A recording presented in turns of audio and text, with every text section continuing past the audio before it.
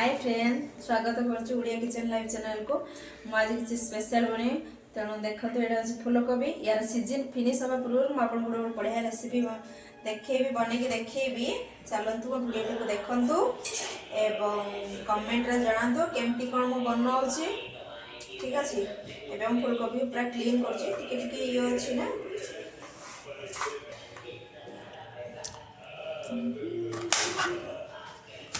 टिके पीस करी काटिबे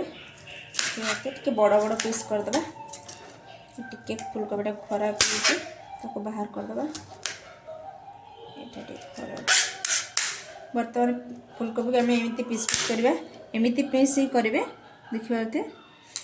आम कौन करेंगे आपन को वीडियो लास्ट में देखो जानीपर बिल्कुल भी स्किप करेंगे काटिदेली क्लीन करदेवी और क्लीन करके आपको देखा ये अदा रसुण छोड़ुं कुनु पापा देखिए एति मु अदा नहीं रसुण एति अदा रसुण साथी पेस्ट सफा करदे भल भाव में एमती कहीं फूलकोबी पोक भी थी पारे ना मुझे पानी टिके लुण भी देती। चलो ये आपको देखा गोलैकी प्रथम अदा रसुण पेस्ट मुझे देदेली हलदी देदेली मिक्स मसला देली गरम मसला देली चिली पाउडर देली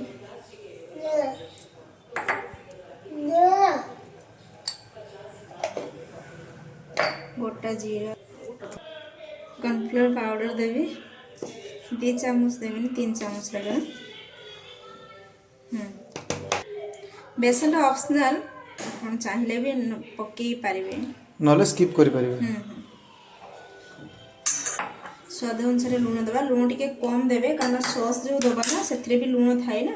तो कौन एमती भल भाव भल भाव में मैरिनेट करना ताको चलते हमको गोलैकी देखा टे कटा धनिया पत्र ने भी गोलेबी एटा भी ऑप्शनल आप चाहिए पकई पारे ना स्किप करेंगे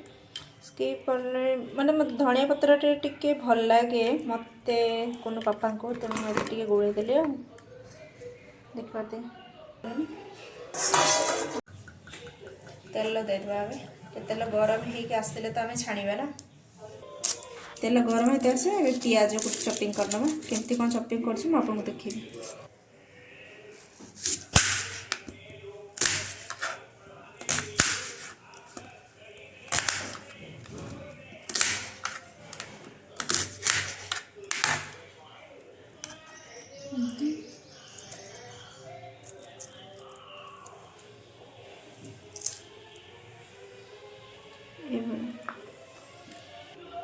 ये भाया चॉपिंग करेंगे पियाज पाखुड़ गुड़ा एमती साइज रखिए मैंने चिली रे भल लगे गोटे गोटे पकेगा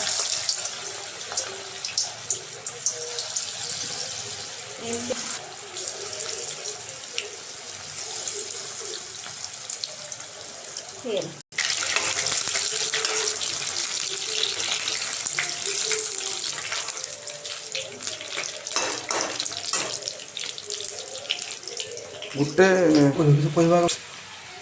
देखते ये आसले आम बाहर करदे के सुंदर भाव वाओ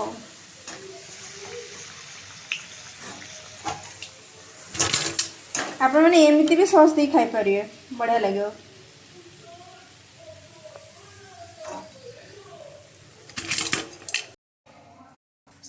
सब छाणी सारी एवं देखु ये देखु तेल गरम हो गलानी मु अदा रसुण टे पेस्ट रखी पकईदेवी देखिए पियाज को काटिदे से टिके हो गले आम पियाज पकईदेवा अदा रसुण पेस्ट भल भाव में भाजी गला पियाज पकई पकईदेवा सब कि लुण देवेनि कारण खाए ना सॉस लुण थाए ग्रेवीटा फ्राए करेंगे सब फ्राए हो सारापर टिके नरम हो गले आम सॉस पकईबा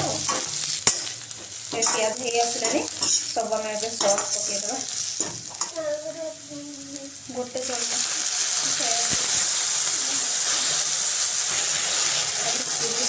ପକାଇଦେବା।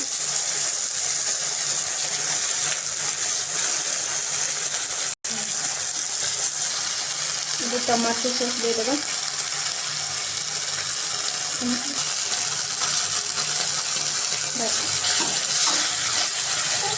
ଏବେ ଭଲ पकड़ ଭାବରେ ଗୁଳେଇ ସାରିଲା ପରେ ଆମେ ଯେଉଁ ଫ୍ରାଏ କରିଥିଲେ ଫୁଲକୋବି